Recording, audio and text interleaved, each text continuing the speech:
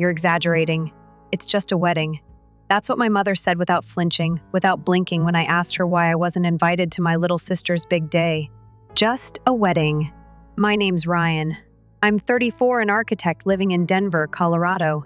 I've spent most of my adult life putting others before myself, especially my younger sister, Lily. She's 28 now, newly married, glowing, radiant, Instagram perfect. And she got married last week in Napa Valley, without me. Not just forgot to send the invite not invited. I mean, deliberately, pointedly, and coldly left out. Like I never existed. Like we didn't grow up side by side. Like I hadn't dropped everything 100 times to be there for her. And I saw it happen in real time. Not even from her directly, but from Instagram. A reel. Soft piano music, white petals falling, and Lily saying, "We only invited those truly important to us." My stomach dropped. I had to pause it. Rewind. Play it again.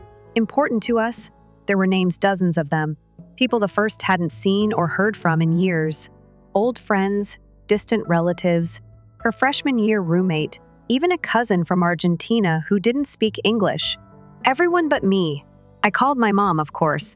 Hands trembling, voice dry, heart beating way too loud in my ears. Her response? That infuriating tone of hers. Cool, dismissive, superior. "Ryan, don't make a scene. It's just a wedding. Just a wedding." This, from the same woman who practically guilt-tripped me into paying for Lily's college. Who expected me to co-sign her student loans without a second thought? Who once told me, "You're the older brother. You protect her no matter what." So I did. I gave up trips, friends, relationships. I missed promotions because Lily needed help moving, or because she had a meltdown over some guy cheating on her. She lived in my apartment rent-free for nearly 2 years. I bought her first car, paid for her therapy when she didn't have insurance. Hell, I even bailed her out of a toxic engagement 2 years ago. And now I'm not important? That sentence, that one line she posted, it carved something out of my chest. So I did what I never imagined I would. I booked a first-class ticket to Miami. Oceanfront suite, spa, private beach, sunset view, just me. And I posted a photo, a glass of champagne, my feet in the pool, caption, "Sometimes family isn't where you were born. It's where you finally feel peace." It took exactly 22 minutes, 10 missed calls, 6 texts. One very familiar name flashing across the screen, Mom. I didn't pick up. Miami greeted me like an old friend. Warm breeze, clear skies, no obligations. No family chat blowing up with Lily's wedding countdown memes. No passive-aggressive comments from Mom. No, Ryan, you should really try harder to reconnect with your sister from Dad. Just silence. And waves. And peace. I unplugged. Turned off notifications. Threw myself into sunshine and solitude. Walks along the beach. Late breakfasts with espresso and croissants. Swimming until my skin wrinkled. I watched sunsets and actually watched them not through a camera lens. But family? They don't let go that easily. By day 3, I cracked. I checked my phone. 48 unread messages. 11 missed calls. A new post from Lily. Of course. Her in a bridal robe, surrounded by bridesmaids. The caption? Counting down the hours with the people who matter most, #blessed. It stung more than it should have. My chest felt tight. Not anger, not jealousy, just emptiness. Like being told your role in someone's life was over and you were the only one who didn't get the memo. That's when Mom messaged, "Sweetheart, don't take it like that. It's just a wedding. Don't be dramatic." Dramatic? Is it dramatic to be hurt when your own sister wipes you from her life? Maybe it is. But I wasn't about to be quiet about it anymore. So I posted another picture. Me. Infinity pool. Sunglasses on. Drink in hand. The caption? Sometimes walking away is the only way to breathe again. #new chapter, #no filters. Let them talk. Day 5, my phone rang. It was Aunt Jenny, Mom's sister, the only one in the family who ever treated me like I mattered. "Ryan, sweetheart," she said softly, "what's going on?" "Your mom says you're posting things that are upsetting Lily." I nearly laughed. "She's upset?" I asked. "Because I'm not crying into my pillow and begging for a seat at the kids' table?" "Ryan." "No, Aunt Jenny, they made a choice. They drew the line. I'm just choosing not to pretend it doesn't hurt, she sighed. Just try not to make it worse. Your sister's already so nervous. Her big day, her nerves, her feelings. Funny how mine never seemed to matter. Day 6, Dad called. That man who never speaks unless there's a crisis. Who always lets Mom take the wheel, Mr. Neutral. Ryan, don't take it personally, he said. You know how women get with weddings. I blinked. Dad. Everyone was invited, neighbors, classmates, even people Lily hasn't seen in 10 years. Everyone, except me. Well, that's what Lily wanted. And I'm supposed to just accept that? You're an adult, son. Not everything revolves around you, no. But when tuition needed to be paid, when rent was due, when someone had to fix things, then everything revolved around me. Then came the kicker, a text from Mom. Ryan, can you co-sign the loan for Lily's new apartment? We just need your financial docs for the bank. I stared at the screen, heart still, brain blank. They'd already submitted my name, without asking. Of course they had. They always just assumed I'd say yes, because I always did, until now. That evening, with a glass of wine in hand and the ocean whispering outside, I recorded a voice note. I sent it to the family group chat, calm, measured, but sharp. I'm not signing anything. I'm not sending documents. I'm not your bank. And I'm not anyone's emotional punching bag anymore. You made your choices. I'm making mine. I'm done. Then silence. Until the messages rolled in. Lily, then Mom, then randomly Lily's fiancé. All with the same energy, confused concern, guilt masked as confusion, shock that I was actually standing up for myself. But me? I felt more grounded than I had in years. I wasn't angry. I was finally free. After I hit send on that voice note, I set my phone down and stared at the sea, not watching the waves or the clouds or the stars, but just letting stillness settle in. It wasn't relief, not exactly. It was something deeper, like stepping out of a burning building and realizing how long you'd been choking on smoke. The messages kept coming, buzz after buzz. I didn't open them. Not yet. I knew the tone. I could already hear it in my head. That classic family switch, concerned but patronizing, confused but dismissive. Why are you overreacting, Ryan? You're being dramatic. You know your sister didn't mean it that way. No one ever asked why I felt the way I did. Just why I was letting it show. The next morning, I took a long walk down the beach. No headphones. Just birds and waves and the soft hum of tourists too far away to matter. And for the first time in a long time, I wasn't carrying the weight of being the responsible one. I didn't owe anyone anything. Not that day. But peace is a funny thing. It doesn't last long when people realize they've lost control of you. That afternoon, a DM popped up. From Lily, can we talk? Short. No punctuation. Like she was just tossing it out there to see if I'd bite. I didn't reply. Instead, I went downstairs, ordered the lobster pasta, and ate it by the pool in silence. I didn't check my phone again until the sun dipped low and everything turned gold. Another message. I didn't think it would hurt you like this. It wasn't personal. Not personal? That line? It hit harder than being left out of the wedding itself. Because if it wasn't personal, then what was it? Accidental? Casual? An oversight? No. It was a statement. A choice. You don't forget your own brother. You erase him. I flew back to Denver a few days later. The apartment was still quiet, still mine. My plans hadn't died. My inbox was full, my fridge was empty, and the voicemail from Mom played automatically the second I walked in. Ryan, honey, we just want to fix this. Please don't freeze everyone out. Lily's young. She didn't mean to hurt you. Another one from Dad. Give it some time. Things will settle down. Family's messy, but it's still family. I didn't respond. Instead, I unpacked, cleaned the place top to bottom, and did something I hadn't done in years. I turned my personal phone off for an entire weekend. The silence? It was perfect. I made pancakes on Sunday, from scratch. Listened to vinyl records I hadn't touched in months.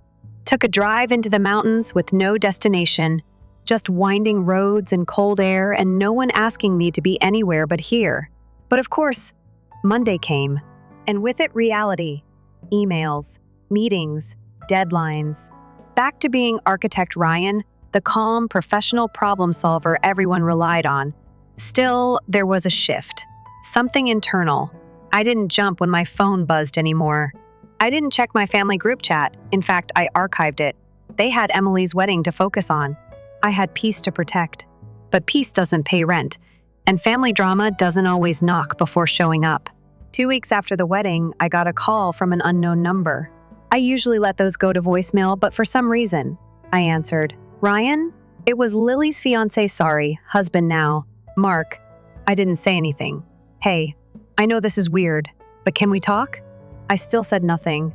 I wanted to say I didn't know. About everything, about how much you did for her. For the family. Still nothing from me. I waited. He kept going. I thought you two were just distant. I didn't know you basically raised her while your parents were working all the time. Or that you helped her through school, or paid off her first car. She made it sound like you two never really got along. That one stung. Not because it was new, but because it confirmed everything I suspected. She didn't just forget me. She rewrote the whole story. And in her version, I was a footnote. Mark kept talking, nervous, rambling. I could hear the guilt in his voice. I'm sorry, man, really. I feel like I married someone I didn't completely know. I mean, I love her. But she shut me down when I asked about you. I didn't push it. I should have. I finally spoke. So why are you calling me now? There was a pause. I don't know, he admitted. Maybe because you deserved better. And because, well, she's pregnant.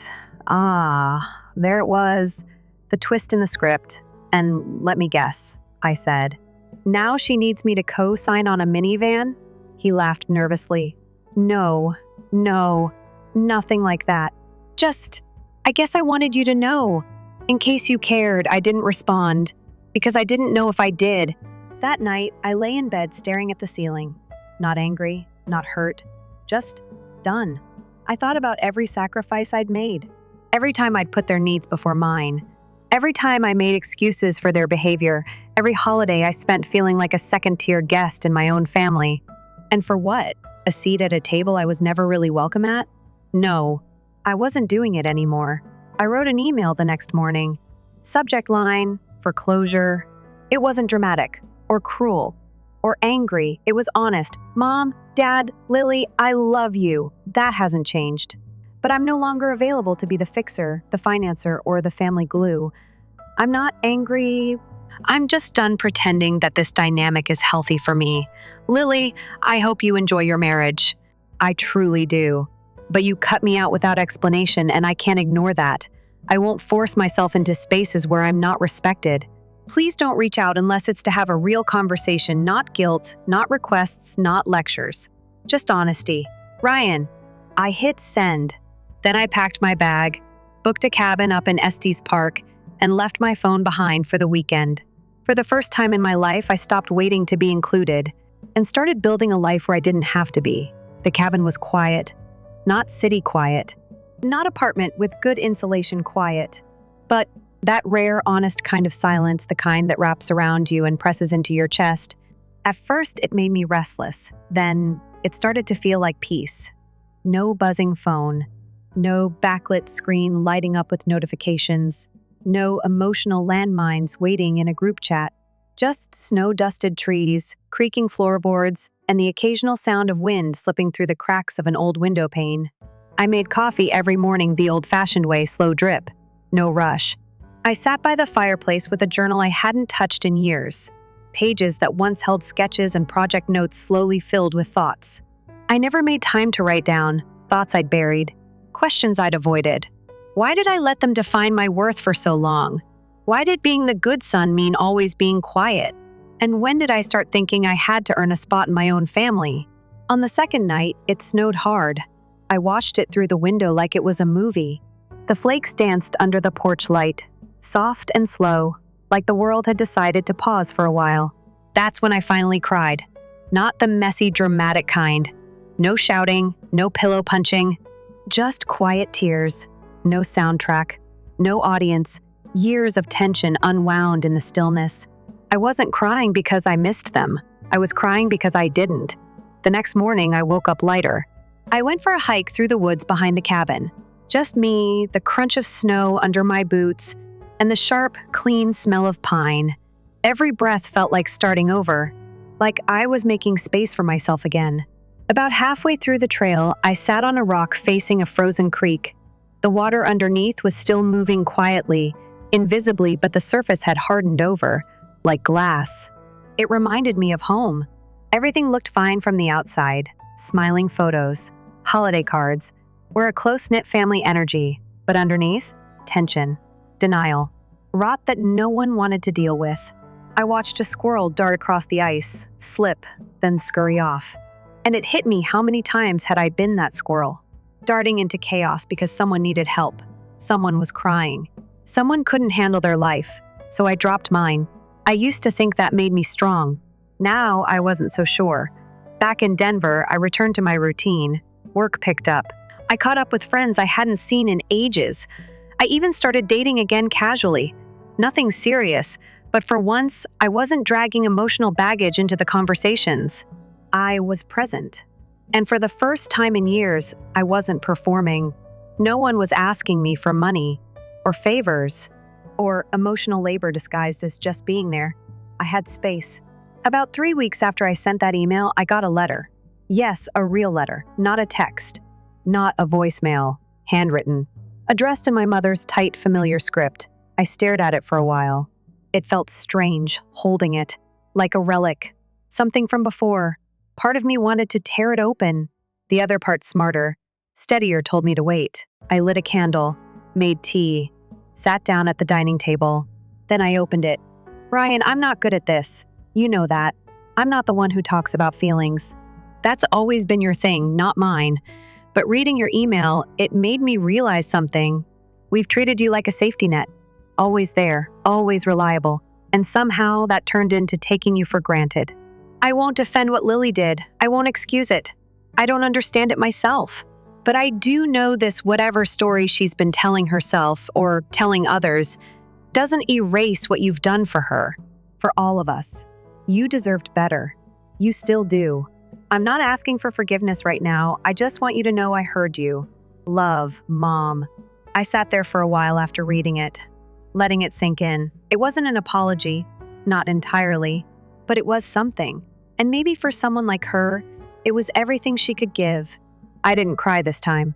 I just folded the letter neatly, placed it in a drawer, and left it there. I wasn't rushing to respond. I wasn't rushing to anything. Let them sit with silence for once. One evening, a friend invited me to a rooftop dinner. Nothing fancy, just a small group, music, fairy lights, and laughter echoing across the city skyline. I looked around the table. People the first chosen.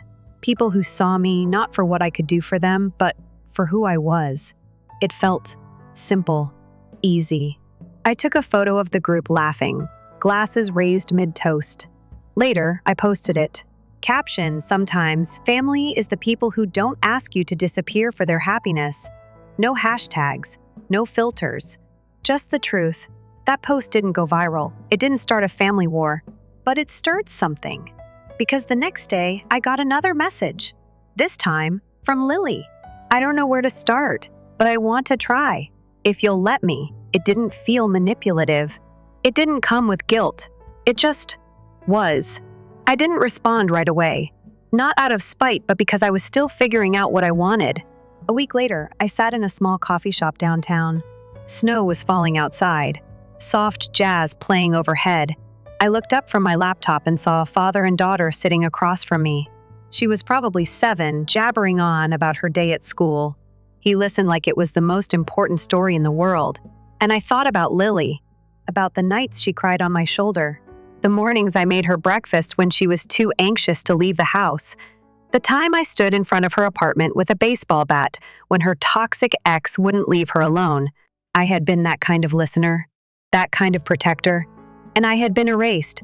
But something about that little girl's laughter, her certainty that she mattered, stirred something in me. I didn't want revenge. I wanted peace. Later that night, I opened Lily's message again. Then I typed just one line, "Okay, talk," and I hit send. When I sent that one-word message, "Okay, talk," I didn't know what to expect. Part of me assumed she'd reply instantly, eager to patch things up and move on like nothing happened. But an hour passed, then 2, then the whole evening. I went to bed without checking my phone again. In the past, I would have stared at the screen, refreshing out of anxiety, wondering if I'd said too much, if I was being too harsh, too cold. But this time, I wasn't trying to fix things. I wasn't bracing for guilt. I was just done performing. The next morning, there it was. Thanks for responding. I don't know where to begin. But maybe I can start with this, I'm sorry. It was followed by another message, then another. I was scared you'd ignore me. And if you had, I wouldn't have blamed you. I know I hurt you. You have every right to be angry. I told myself you'd be fine without the invite, that you didn't really want to come anyway. But that was a lie. The truth? I didn't want to deal with the way you made me feel like I owed you. For everything. For all the help. For all the times you saved me. There it was. The unspoken wound between us. Not just the betrayal, but the silent resentment, growing in the space where gratitude should have been. I stared at the messages for a long time, not because I didn't know what to say, but because I was finally seeing what had always been buried beneath her smiles and excuses. Lily hadn't erased me because I was unimportant. She did it because my presence reminded her of everything she couldn't repay, and that made her uncomfortable. We agreed to meet in person a week later, neutral ground. A quiet cafe between her suburb and the city. I arrived 10 minutes early, not because I was eager, but because I needed to sit with myself first. I needed to walk in without the weight of the past dragging behind me like a chain. She showed up in a gray coat. No makeup, hair tied back like when we were kids. No performance, just Lily. Her eyes scanned the room, then found mine. She hesitated at the door. I gave a small nod. She walked over slowly, like someone approaching a stranger they'd once known in another life. When she sat down, there was silence.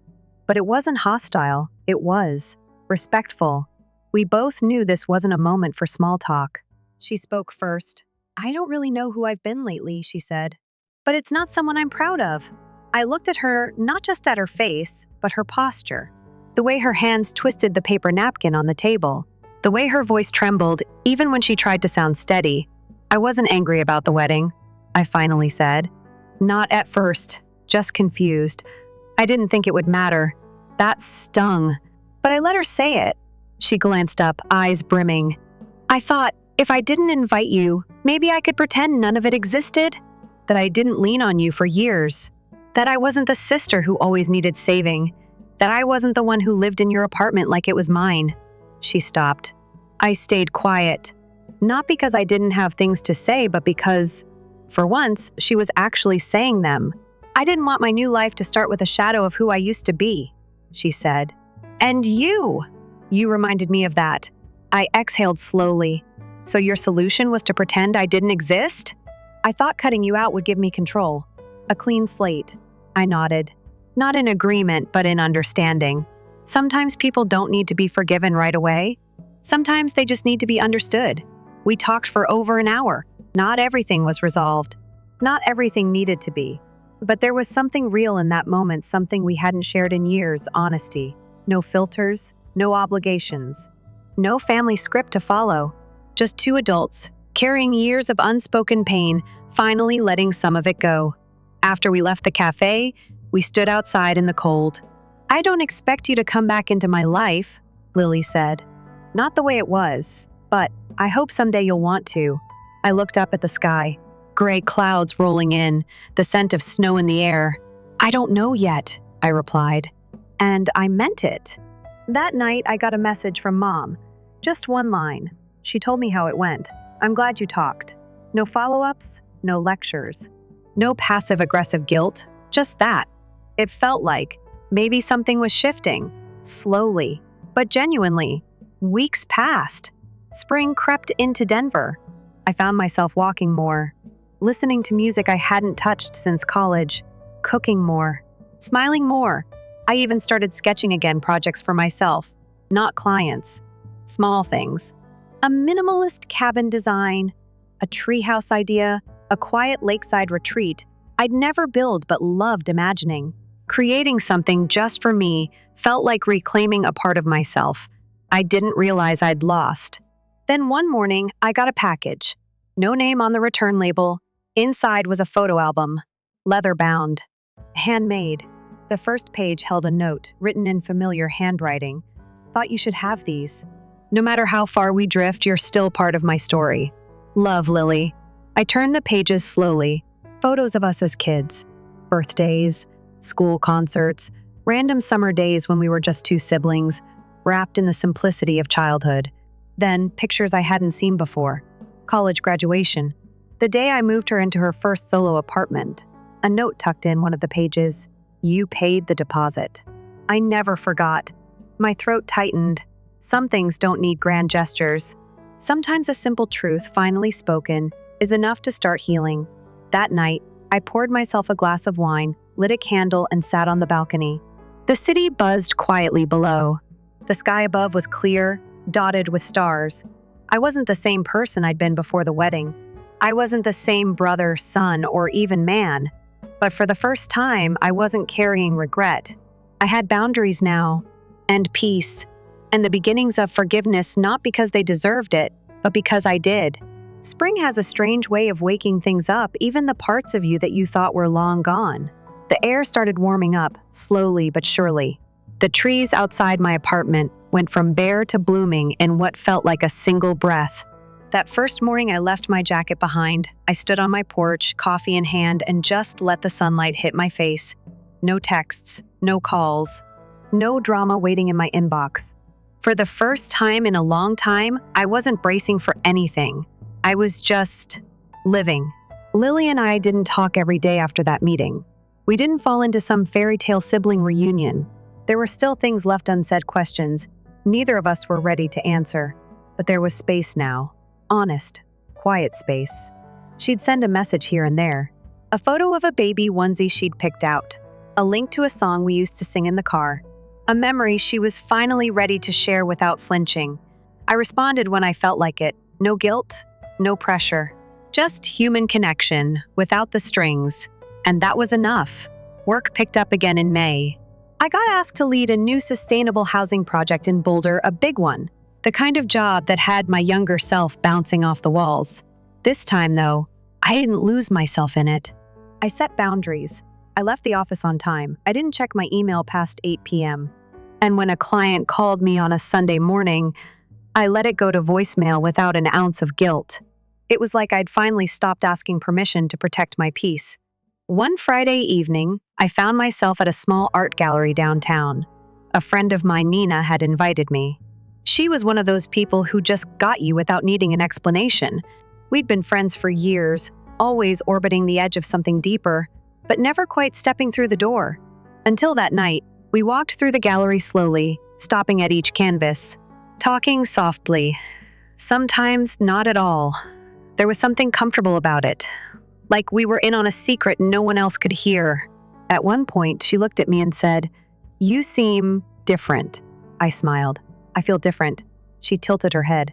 Lighter, like someone who stopped carrying other people's shadows. I laughed quietly. That's exactly it.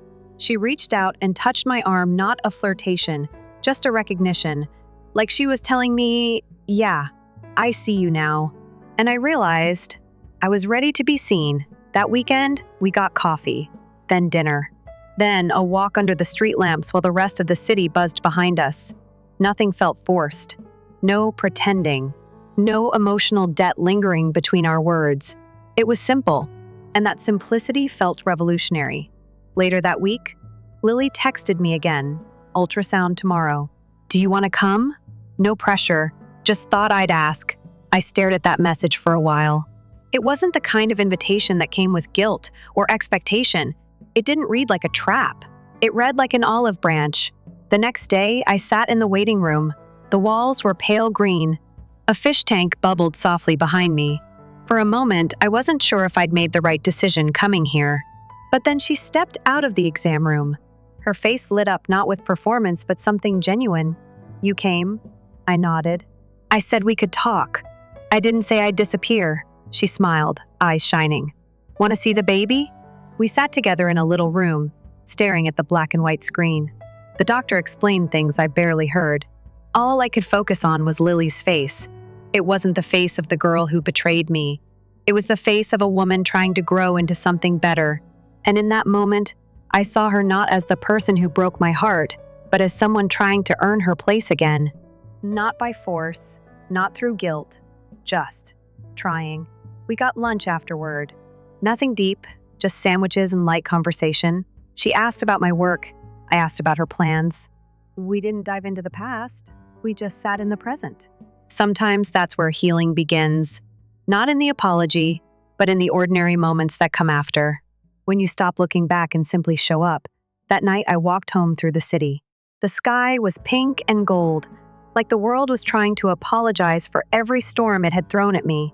And for the first time in years, I accepted the apology, not from the sky, not from Lily, but from myself, for not leaving sooner, for staying silent too long, for believing love only counted when it hurt.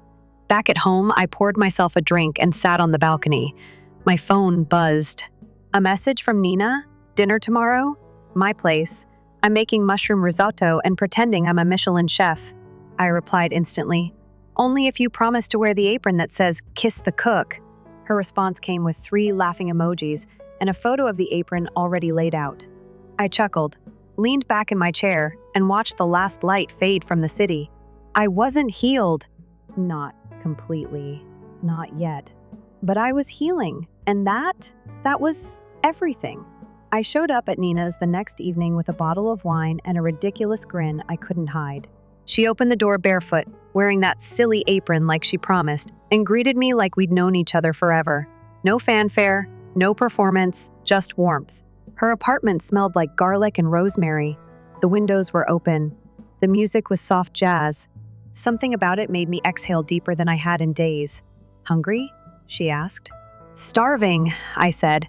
And I didn't just mean for food. I was starving for ease, for connection that didn't cost me parts of myself, for something real that didn't ask for a receipt after. Over dinner, we laughed more than we ate.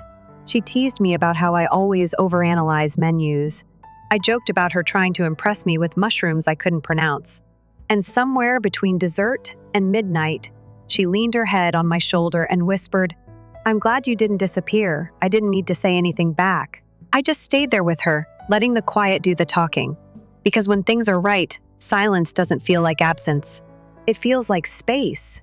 In the weeks that followed, life didn't suddenly become perfect, but it became mine. Lily gave birth to a baby boy in late July. His name is Mateo. I didn't rush to the hospital. I didn't send balloons or flowers right away. I waited until I felt ready. And when I held him for the first time, wrapped in a blue blanket with tired eyes and a tiny yawn, I didn't feel resentment. I didn't think about the wedding. I didn't feel the weight of old wounds. I just felt love, clean, simple, undemanding. The kind of love that doesn't ask you to bleed first. Lily looked at me from the hospital bed and said, "Thank you for showing up." I met her eyes. "Thank you for finally seeing me." And that was it. No big moment, no strings. Just 2 people quietly rewriting the rules. A few months later, Mom invited me over for dinner. She said it casually, like it wasn't a big deal. Just a simple meal. No pressure. I debated for a day or 2. Then I said yes. When I walked into the house I once called home, nothing looked different. Same beige couch. Same kitchen wallpaper. Same family photo on the mantle, Lily's wedding photo now front and center. But something in the air had shifted. Mom didn't fuss. She didn't lecture. She just gave me a long, uncertain hug, then said, "I'm glad you're here." We sat down, we ate, we talked about work, about Mateo, about books we were reading. Not once did she bring up the past. And that told me more than any apology ever could. Later that evening, as I helped her wash the dishes, she said, "I read that email you sent every now and then." I looked at her. "It reminded me that you're not just my son," she said. "You're your own person." It wasn't dramatic. It wasn't rehearsed. But it felt true. And I realized something in that moment. I wasn't angry anymore. Not because they'd changed, but because I had. Time passed. Fall arrived. Golden leaves covered the sidewalks. Mornings grew crisp. The air carried that familiar, nostalgic chill that made you think of old sweaters and new beginnings. Nina and I had been seeing each other more. Weekends turned into weekdays. Sleepovers turned into mornings making pancakes in her kitchen. I started leaving a toothbrush at her place without even noticing when it happened. One night, curled up on her couch, she asked, "Do you think we become different people when we finally choose ourselves?" I thought about it. "No," I said. "I think we become who we were before the world told us we had to earn love." She kissed me on the cheek and whispered, "You're finally home, aren't you?" I didn't answer, because I didn't need to. I still get messages from extended family I haven't replied to, some awkward, some warm, a few trying to rewrite history, others just curious about where I went. And the truth? I didn't go anywhere. I just stopped going where I wasn't valued. One night, I sat on my own balcony again, blanket over my lap, hot cider in hand, city lights blinking in the distance, and I scrolled back through my old photos. There was one from that first night in Miami. Champagne glass, feet in the pool. That caption, "Sometimes family isn't where you were born. It's where you finally feel at peace." I smiled. That version of me? He didn't know what was coming. He didn't know that pain could be the beginning of something beautiful. That walking away wasn't the end, it was the invitation to start over. But he was brave enough to take the first step. And because of him, I got here. Not to some picture-perfect happy ending, but to a place where I'm no longer shrinking to fit anyone's comfort. Where love doesn't come with a receipt, where I finally belong to myself. And that's more than enough. Story 2. Picture him sitting here with us. UG. On live streaming from the trip I paid for, my stepmother scoffed. The entire lobby gasped when I delivered them a gift package and canceled their privileges. They were very different when they returned. "Can you see him sitting here with us?" UG. In the middle of a 5-star dinner, she wrinkled her nose as if someone had just farted. My father laughed off screen, and the camera trembled a little. "Oh, don't say that at all. You'll destroy the atmosphere." She brushed her recently bleached hair behind her ear and whispered, "Too late." He's like a walking crunch, I promise. He seems out of place as he hovers around and asks strange questions.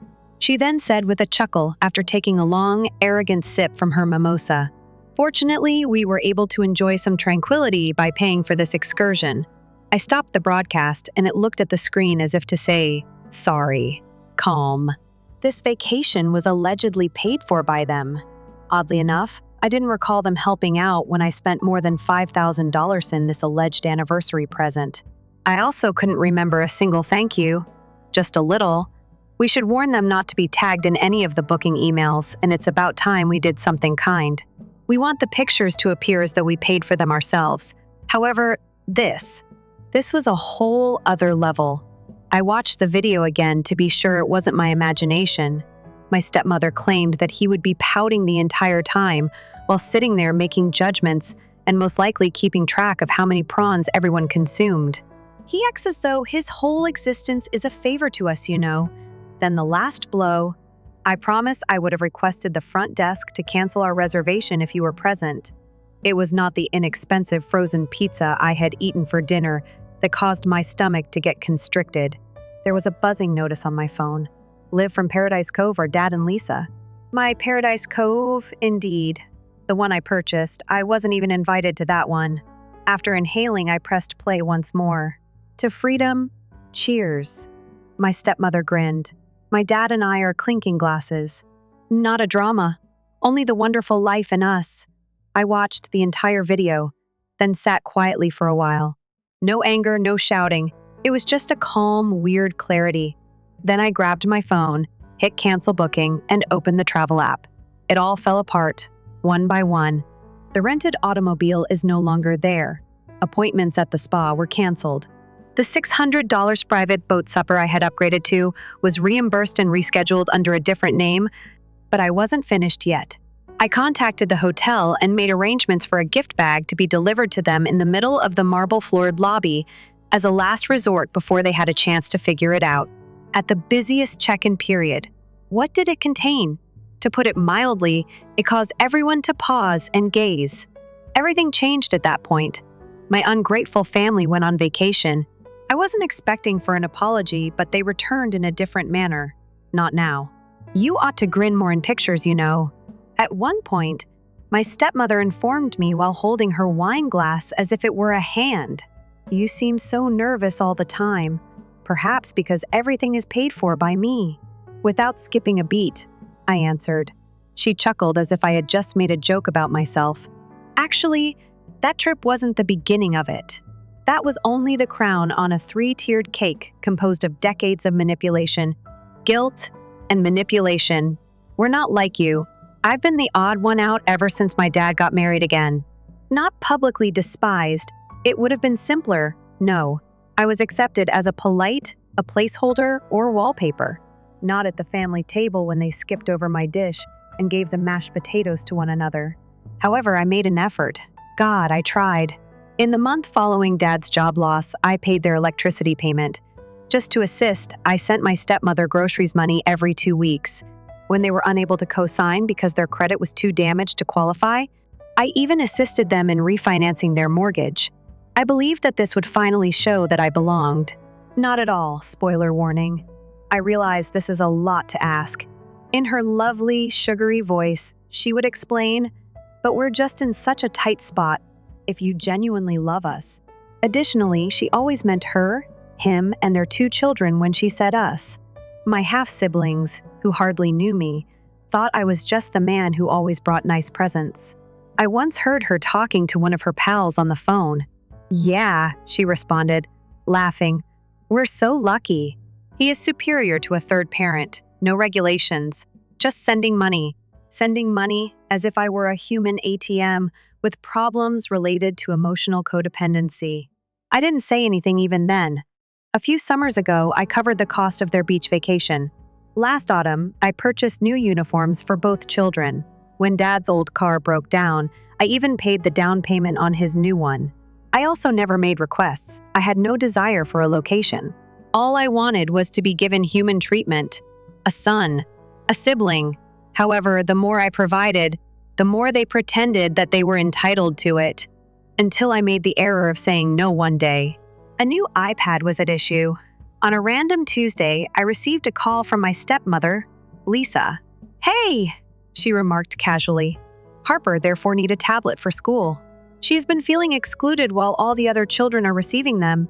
Next month, I might be able to send some cash." After a 13-hour shift, I answered, half drowsy. "Right now, I'm a little tight." A pause occurred. She reiterated, "A little tight," as though I had just claimed to have sold a kidney on the illicit market. "You just received a rise, didn't you?" "Yes," I said. "This paid for my car's repairs and the additional taxes." "Lisa, I am not sitting on gold bars." "Well," she replied, icing her voice, "Harper will simply have to experience what it's like to have an older brother who is self-centered, I suppose." Stunned, I gazed at the phone. "Pardon me," I murmured at last. "Because you wanted to update your laptop, you let your little sister fall behind in school." "I simply hope you're pleased of yourself," she said. "I lost my temper and didn't improve anything. The previous one died, so I purchased a secondhand one from eBay. It still seems like a decision." Biting back, she did so. I ended the call. My first no was that. And the next week, it seemed both horrifying and oddly correct. During a family meal, the passive anger escalated to a high level.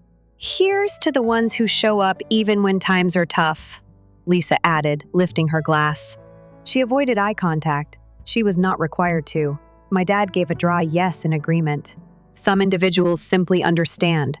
The true insult came when I shoved my dish aside. The vacation I paid for was scheduled by them. Make use of my additional spa credits. Go live merely to force me to face the internet after eating the meal I had booked using my account. No courtesy, no appreciation.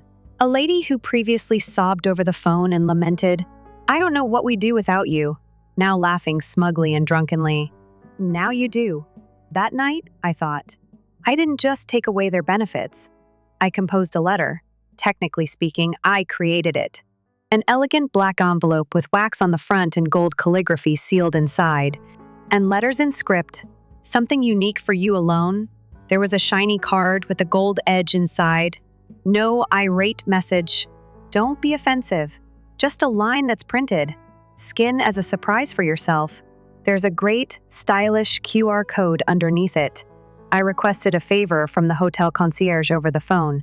Put the envelope in the middle of the check-in counter in the grand foyer, right before the bustle of pre-dinner. The honeymoon suite guests receive this as a present. I said in a kind manner. They'll recognize me. Did they? Lisa. Hunter, who was always in the spotlight, seized it like a treasure.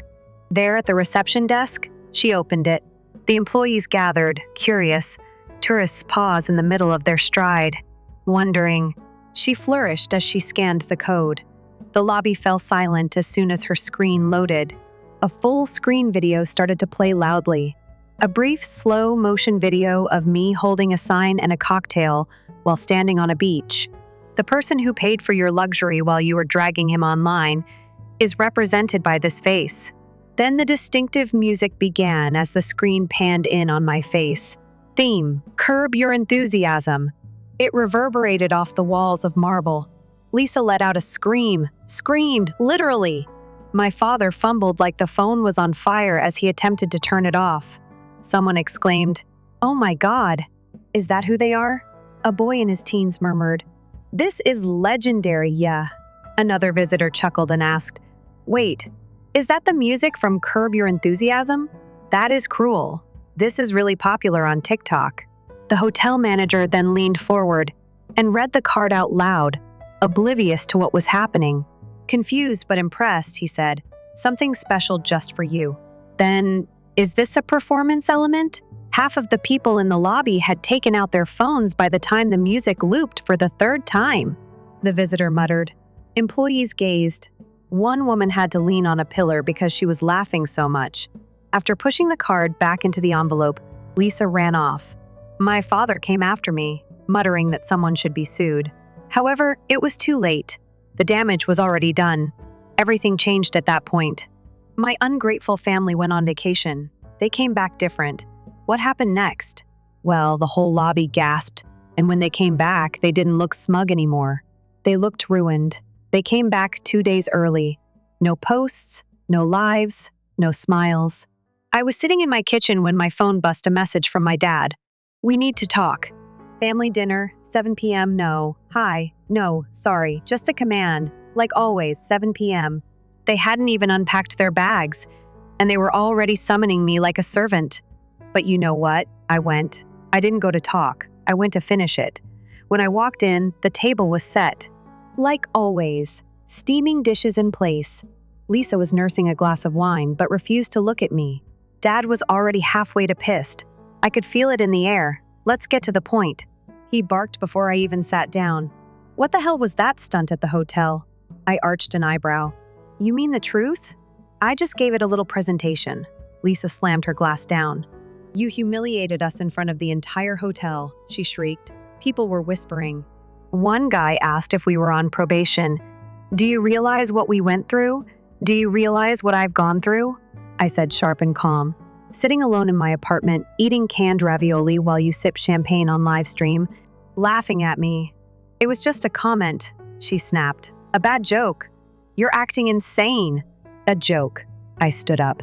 For years, I've been the one feeding you, paying your rent, covering your groceries, co-signing loans, funding, fresh starts and luxury getaways. And what did I get in return? Can you imagine him here? He'd ruin the vibe. Thank God he's not with us. That pounded the table. That still doesn't excuse what you did. You made us look like freeloaders in front of strangers. People thought we were moochers. I tilted my head. Because you are. Quiet. Refrigerator humming. Pin drop. Quiet. Lisa put her wine glass down slowly. You've damaged our reputation, she said coldly. And if you have even a shred of decency left, you'll apologize. Fix this. I laughed deep from the gut. Apologize? For what? For showing people the truth. For making you face what you actually are. You shamed us, Dad exploded. After everything we've done for you? I turned to him, my eyes locking on his. Oh, really? And what precisely have you done for me? He blinked. You provided me a roof and charged me guilt. You gave me relatives, but only when you needed money. You taught me that love in this house is just cash in disguise. Lisa stood. We gave you life. That's not enough. And you monetized every second of it. I fired back, but the game's finished. I dug into my purse and dropped a document onto the table.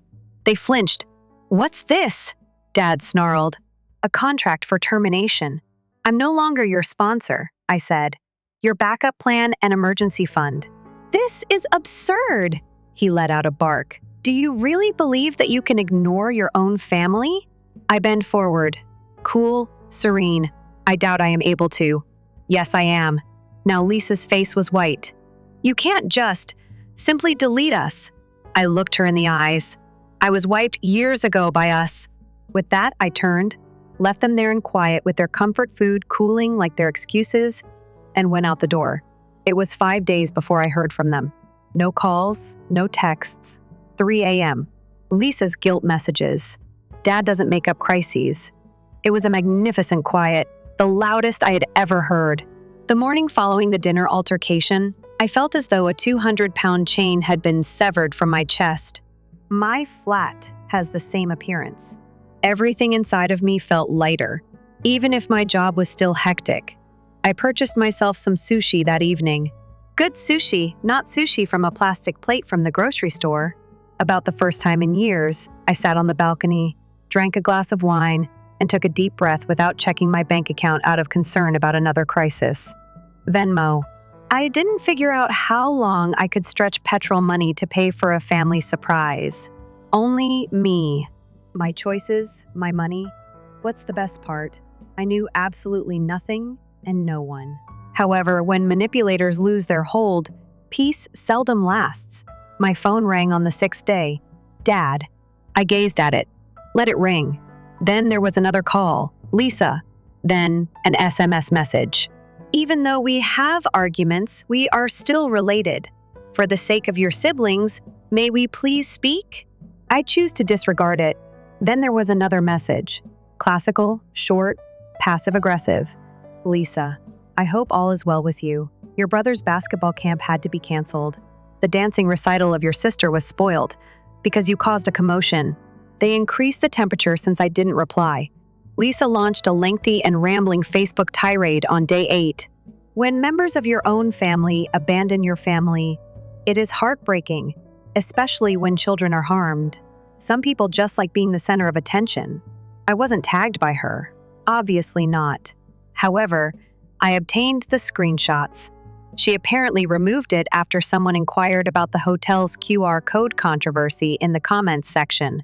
However, not before 20 individuals used the laughing emoji in response. Then the last straw appeared. On the 10th day, someone knocked on my door. Mason, my 14-year-old younger half-brother, pulled up. He appeared worried and pallid. He said, I only wanted to see you. Lisa is unaware of my presence. I blinked. Enter. We took a seat on the sofa. He avoided looking at me, simply gazed at the ground.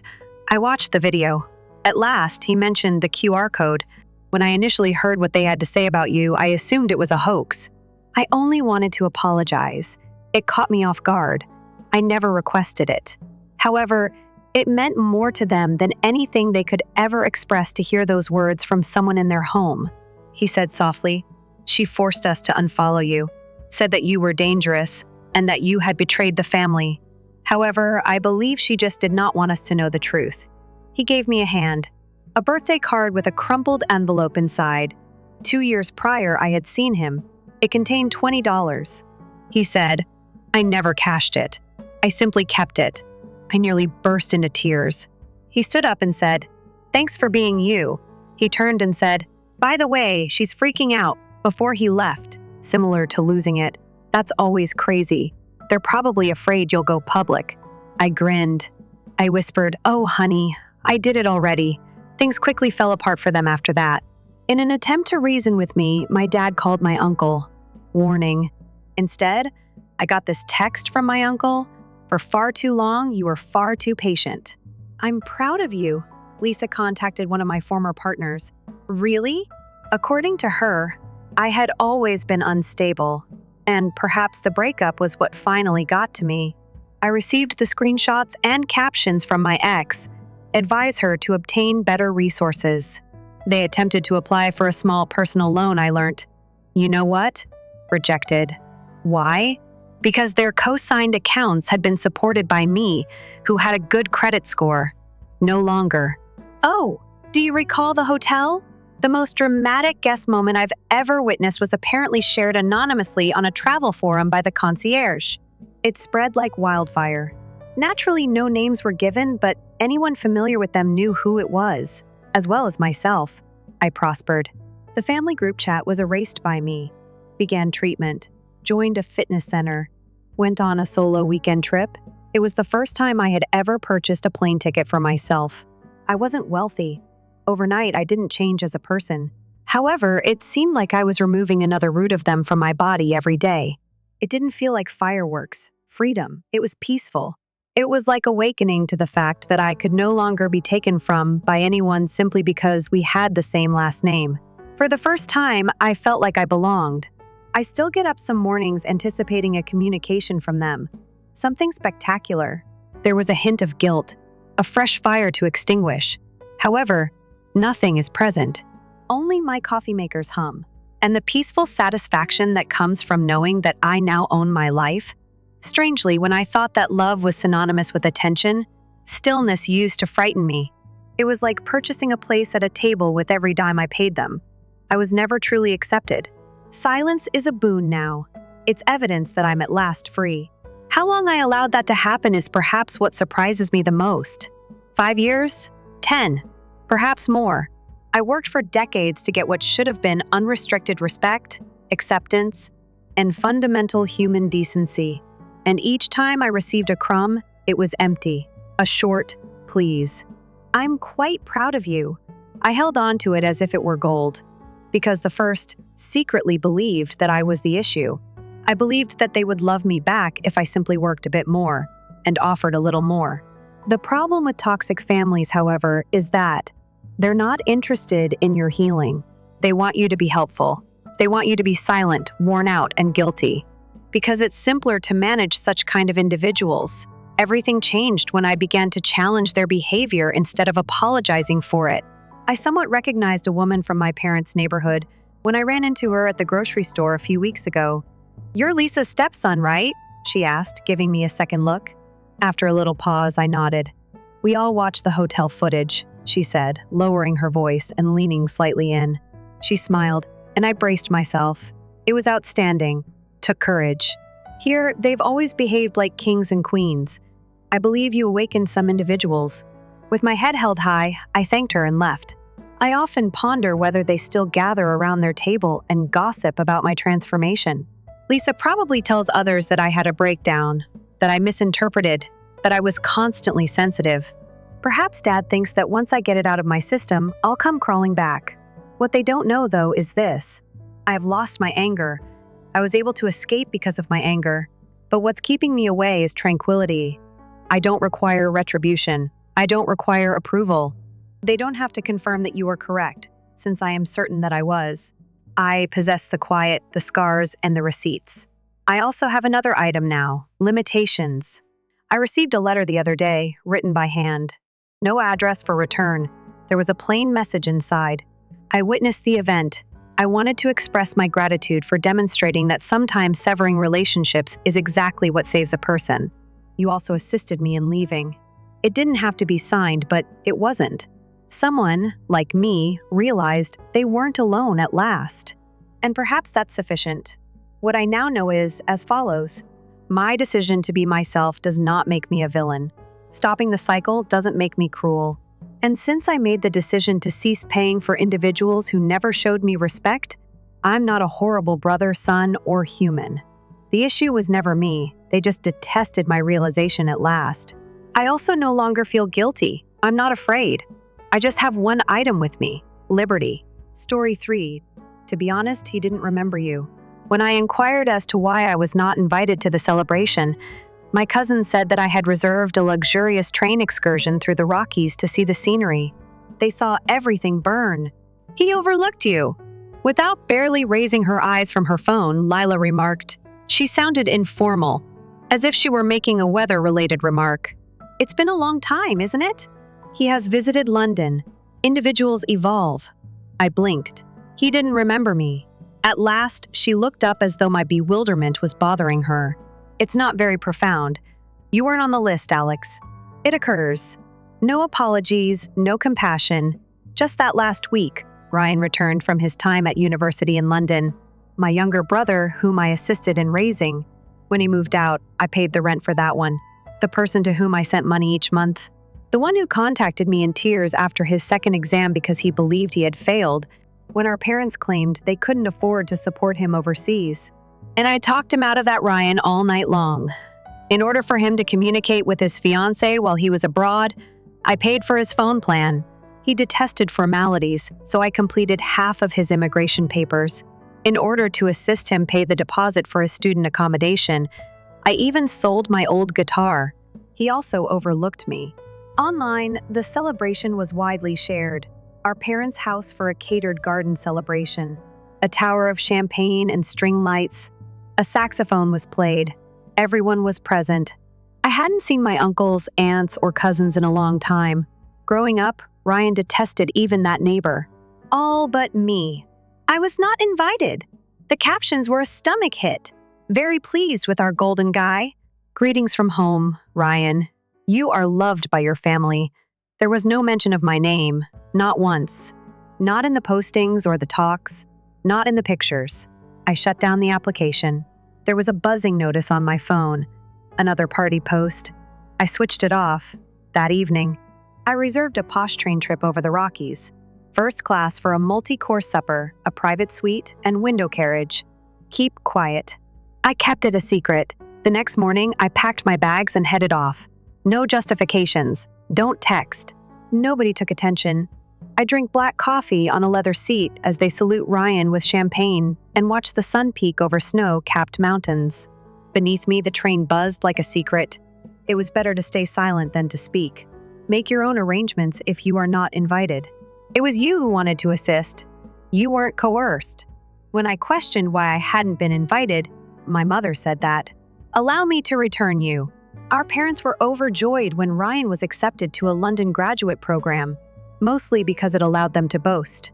They announced to everyone that our youngest was heading abroad. At every group call and family meal, he's always been the clever one. The star was Ryan. The stage crew was me. Secret, essential, not visible. Who completed the visa paperwork when Ryan couldn't comprehend any legalese? Me? When our parents said our accounts were suspended, who sent the deposit for the first semester? I was up till 3 in the morning, updating embassy forms.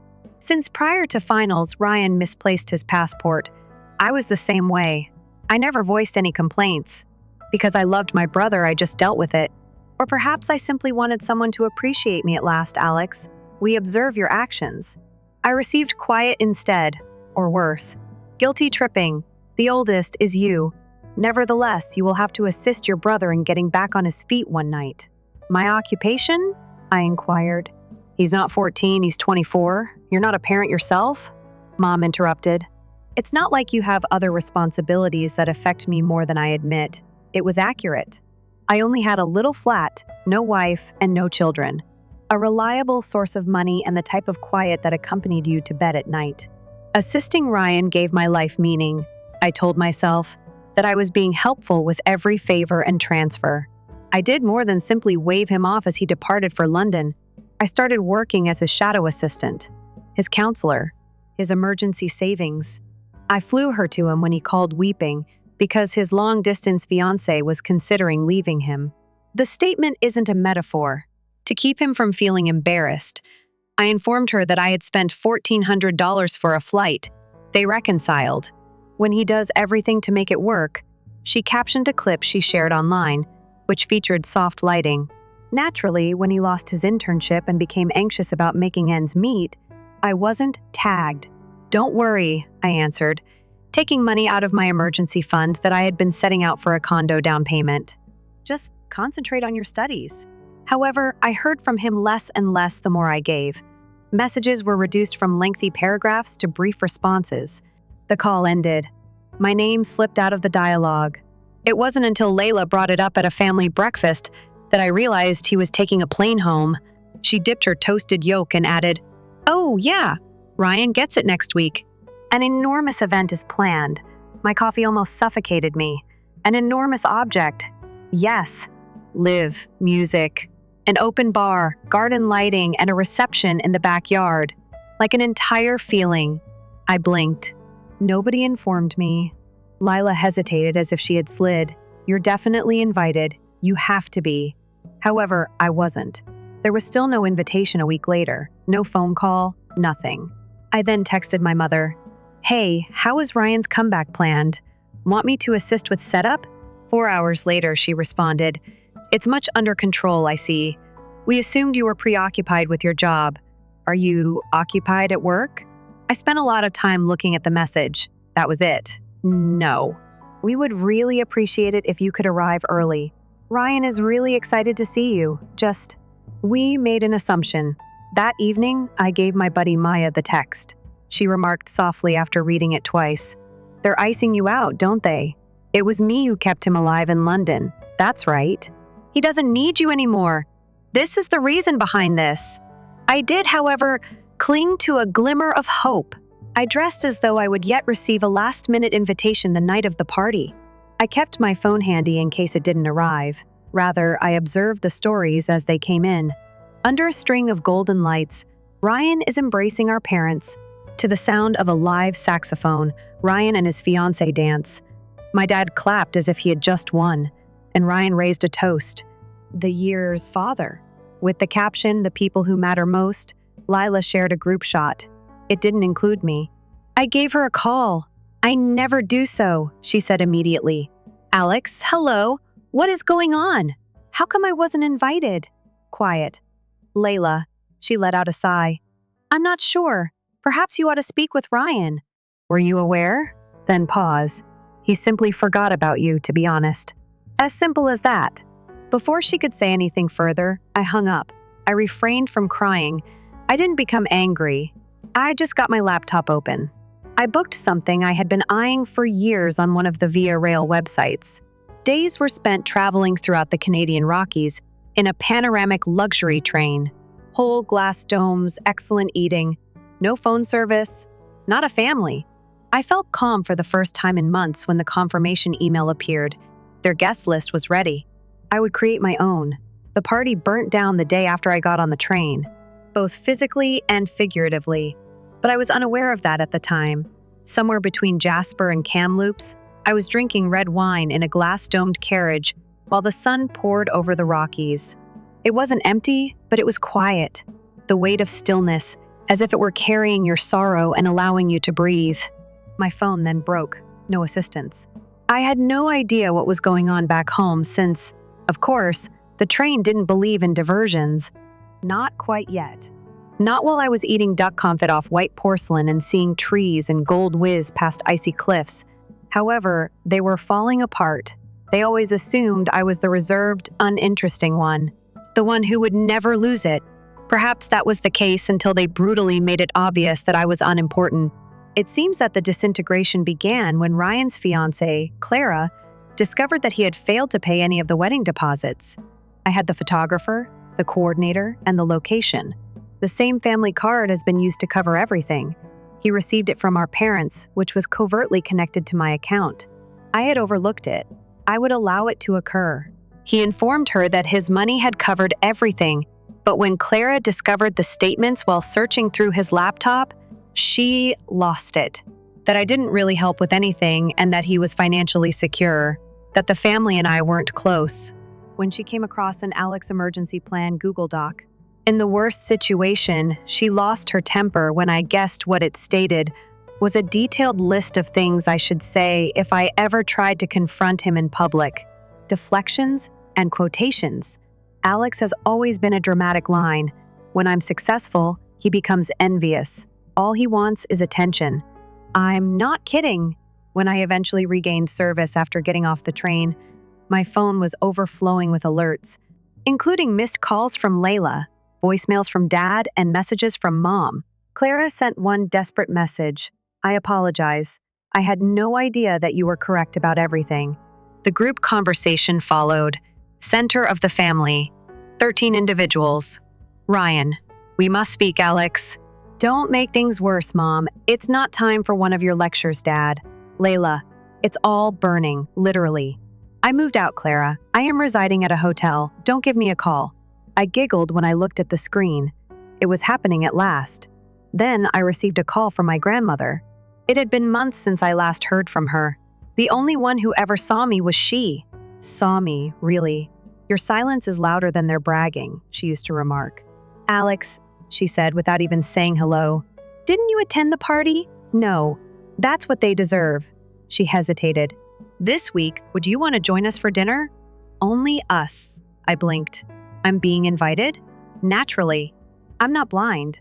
I've spent years observing all of this. I only needed to hear that. 2 days later, however, the actual storm arrived. Mom called and insisted on a meeting once I was back in the city. She said, Alex, we need to talk this out for the household, so I went. At the family home, I greeted them. The same one that had hosted Ryan's party. It seemed unnaturally silent now, as if the jubilation had been bleached out. The atmosphere was already tight when I entered. Ryan sat with his fists clasped, quiet and pallid in the main room. Dad was standing close to the hearth. Mom was pacing. The absence of Clara was like a ghost that no one could talk about. Mom then turned to face me. Her hands were on her hips. You have acted like a child, she began. Your absence caused a commotion. You have no clue how embarrassing it was to have to justify your absence to visitors. I arched an eyebrow. Embarrassing. For whom? She snapped for us. People inquired as to whether we had a falling out. You were just preoccupied with work, one had to say. Ryan raised his head. Why are you attempting to undermine me? I laughed a little dryly. Do you think I'm doing that? Sabotage, he responded. You didn't even tell me you were upset. All you had to do was say anything. Oh, you mean the time I texted my mother to beg her to help with your party and she just stopped responding? Or when I discovered via Lila's Instagram that I wasn't invited? You weren't technically uninvited, Lila muttered, awkwardly drinking tea in the corner. Lila, enough. My voice broke. Everyone knew. Ryan got to his feet. Look, I didn't anticipate your desire to attend. Our life stages are different. I recently returned from an overseas master's program. You know, you're still working at the same job, performing the same work. His tuition was covered by the job. His flat was paid for by his job. His ring was purchased by his job. Whoa, I said, taking a step forward. Repeat that, a little more slowly. You're misrepresenting what I said. No, I'm simply listening to them as they are. Mom took over. Enough. You've always been sensitive, Alex, but we didn't mean to leave you out. The traditional family was there. It is not disregarded or exploited. Sensitive. I took out my phone, flipped the screen in their direction, and launched my banking app, $48,600. I had witnessed that much in the previous 3 years. Do you think this is sensitive? Nobody said anything. I have given up this much of my life. Silently, voluntarily. What did I return with? A caption for an Instagram story. The most important individuals. Dad gave him a forehead rub. Let's avoid making this a dramatic situation. It is a drama, I snapped. It's your favorite genre. Starring Ryan as the golden boy, Mom is the martyr in me. As the background, extra silence. And then I did something I never thought I'd do. I walked to the mantle, picked up a family photo. Ryan at graduation. Me cropped halfway out and placed it face down. I'm done, I said, turning to them. Don't helping, don't paying. Don't being quiet, Alex, Mom whispered. You don't mean that. Ryan's voice cracked. You're my brother. I looked him in the eyes. No, I was your wallet. And then I walked out. I didn't look back when I left. Not because I didn't want to, but because I knew that if I did, something in me would hesitate. Something would try to forgive, to go back to being quiet. But that version of me didn't survive the living room that day. The silence that followed was deafening. No missed calls, no messages, no frantic apologies. Just peace. The first night I sat alone in my apartment and let myself feel it. The stillness. The weightlessness of not carrying anyone else's life. It was strange, almost disorienting. Like taking off a backpack I forgot I was wearing for 10 years. And then on day 3, the messages began. The first was from my mother. You made your point. Enough already. The second from my father. Your brother's devastated. He hasn't eaten. Are you happy? I didn't reply because I was happy. Not in a smug way. Not in a vengeful way. But in a free way. The kind of happiness that feels like sunlight on skin after years in a basement. The irony? For the first time in my life, I didn't want to fix it. I didn't feel guilt. I didn't wonder if I went too far. Instead, I started living. I took myself to breakfast, sat in the corner of a cafe with no phone, just a book. I walked through the park listening to jazz. I deleted the family group chat. I changed the password to the shared Netflix account. Little things maybe, but they felt like reclaiming oxygen. Then on the 5th day, my cousin Lila called. I almost didn't answer. "Hey," she said softly. "Can we talk?" "About what?" "About what occurred." I didn't realize it would go this far." I laughed. "Go this far? I wasn't invited to my own brother's celebration." "Lila." She paused. "I know," she admitted. "I knew you weren't invited. Ryan instructed me not to tell you," he said. "Alex won't mind. He's usually busy regardless." There it was, the mast finally sliding. I remained silent. "He lost Clara." She spoke hastily, like if removing a bandage. She left home. She located the bank documents. She learned everything. I went cold. She said she was unaware that he had lied or used her card, or the journey to France. She's so angry that she doesn't even recognize him. A pause. She said that the only reason she gave him another opportunity at that time was because of you. The words weighed heavily on my chest. Not unpleasant, just the truth. "In any case," Layla continued, her voice now softer, "I apologize for being a coward and playing along. It wasn't all right, which is why I didn't say it was. I did, however, praise her for being honest." My phone rang the next day. Dad, I let it to ring. Then he sent an SMS, "Join us for supper on Sunday." There is no pressure. Simply speak. I wasn't prepared to sit at that table once more, so I didn't answer. Not as the once invisible individual. There. Clara sent me a note on the 7th day. "Regarding him, you were correct. Almost anything. I apologize. I appreciate all you done. All I can say is, I wish I had known sooner." I spent a lot of time looking at her message. Not because it was painful, since it didn't. Justice seemed to be served. The family, meanwhile, started to fall apart. On Facebook, my mother shared ambiguous sayings like "forgiveness is divine" and "some people need time to grow." Passively abusive texts were sent by my father. "In our family, every one of us has a certain role.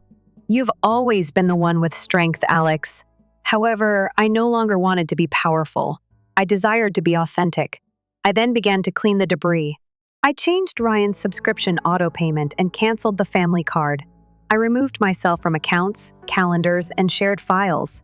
They permanently departed from the group chat. Each movement felt like a key, turning in a lock. To allow me out, not to keep them out. I stayed somewhere peaceful in the Highlands for the following 3 days. No talks, no phone signal. Right there. And I wasn't considering who I should help for the first time in years. I was contemplating my needs. They assumed I would return. They always do. The problem with folks who take advantage of you is that they believe that your boundaries are only transitory and that you will reset, that you're acting out your rage, that you'll calm down, say you're sorry, and resume your position as they have portrayed you. Not this time, though. Not after the quiet, not with the revelation of the truth. Not after seeing them writhe under the burden of the life they had constructed on my shoulders. A whole month has passed since the party to which I was not invited, because I disabled automatic payments. I started formulating my own ideas and removed myself from theirs. Since Claire's departure, because of Ryan's flawless appearance, like a glass of champagne against marble, it shattered. They have been making every effort. Last week, I received a message from my mother that began, "I raised you better than this," and concluded, "This family is falling apart, and you're keeping it that way." She is correct. I'm choosing not to mend what I didn't break for the first time in my life. Therefore, I'm letting it happen. Yesterday, I got a text from my dad. "I hope you're proud of your depressed brother. Every day, your mother sheds tears." Know what's crazy? They never inquired about my well-being. Not once. Not after being deleted. Not after being taken. Not after they pretended I didn't exist and celebrated the golden sun I financed. But isn't that the point? It was never about me. I was a walking bank account with a recognizable face, a quiet resource, and helpful. So they didn't lose me when I vanished. They were unable to get entrance. They are now in a panic. A couple of nights ago, Lila texted me. The group chat should now be visible to you. Chaos reigns. Ryan refuses to speak. Your mother is threatening to change the terms of the will. It seems as though you struck a match and turned to leave. The match wasn't lit by me. When they didn't include me on the guest list, they did. He forgot about you, they said. While they danced, toasted, and laughed, I was acting like I was dead weight. I simply stopped extinguishing their fires.